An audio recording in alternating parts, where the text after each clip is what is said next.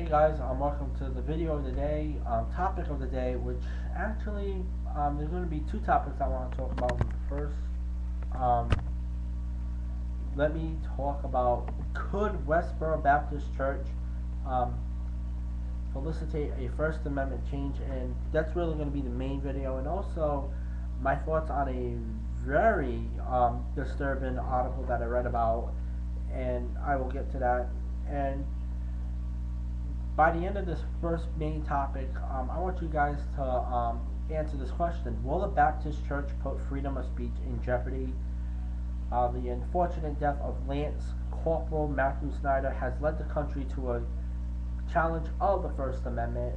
And while I will be the first to support our troops, and I'd like to thank every troop that has defended our country, thank you guys for your services. You made the country a different place, defending yourself, defending against terrorism, and defend the Constitution. A question must be asked of groups like the Westboro Baptist Church. Do religious groups have the freedom to write, to say anything they desire at any location? Let's talk about the First Amendment. You know, it protects the things that people say. But what happens when people allegedly hurt others by their saying of demonstrations? The Westboro Baptist Church did not indicate a riot. Of course, no physical harm has come to the Snyder family, but when the church supporters picketed Snyder's funeral service, some think they went too far. Ben Rosenberger, a former student of the University of Virginia, ended up taking a case to the Supreme Court over a magazine he wanted to publish in challenge. The challenge denied his petition for funding, citing the challenge's policy to not support religious or political activities. The magazine expressed religious views, but because of the establishmental laws under the First Amendment, Rosenberger was vindicated.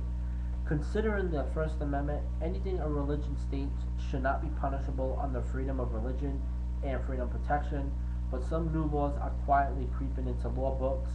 In California, for example, a student was not awarded free speech protection after being suspended because the student wore a shirt to school that said homosexuality was shameful. In Pennsylvania, a new law describes some forms of speech not worthy of protection under the First Amendment. The definition of hate speech is considered to be harassment by communication without physical assault. The religious world has always been known to be against homosexuality, calling it unnatural and a sin against God. But regardless of how anyone believes for or against this issue, should any religion or individual be allowed to speak publicly against another way of life? Do politicians promote harassing speech against opposing parties? Certainly they have. Have some activist groups use hate speech against the groups they lobby against? They absolutely have. Are any of these group speeches designed to hurt the other group? Yes. In one way or another, a negative impact is realized by one party or group. So should the Constitution be changed to keep people from expressing their views in other areas besides religion? Permanent in the case against the Westboro Baptist Church to receive a ruling that would strip the constitutional protection of religion and speech would be the ultimate crime paid by the American people. The Westboro Baptist Church may not have used the wisdom of the holy scriptures to win over their enemies, but they have a right to freedom of speech. Protecting their rights in this case is not a political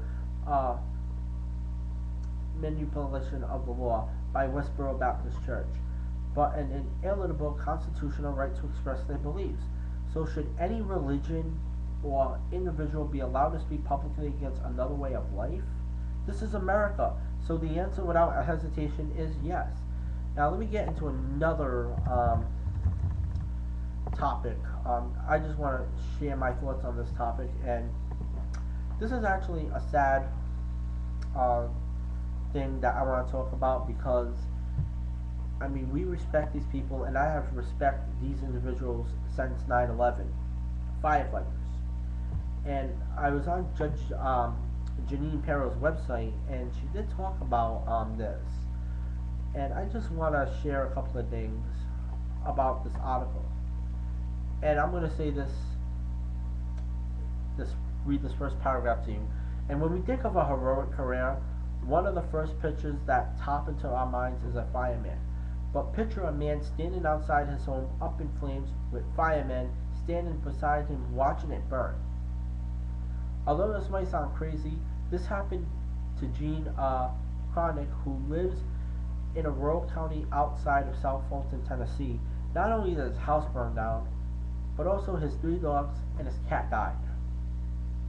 What's so sad about this case, or what's so sad about this article that I read, is that people in South Fulton pay $75 annually for fire protection fees.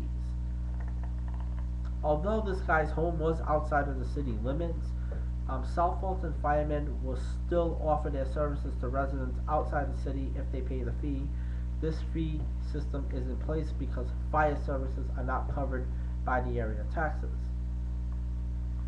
I mean, who should be responsible for this behavior? I mean, this guy's home is gone. It's not coming back. His animals is gone, and it's not coming back. Why?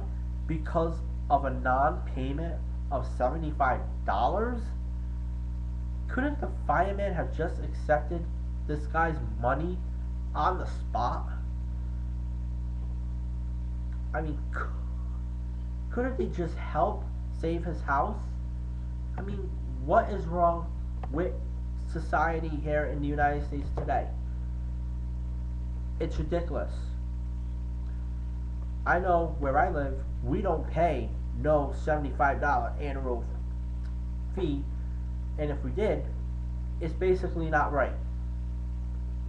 And hopefully those people in Tennessee, I mean, could do something about this, because it was just wrong. But when you look at it, you gotta say to this guy, shame on him for not paying it.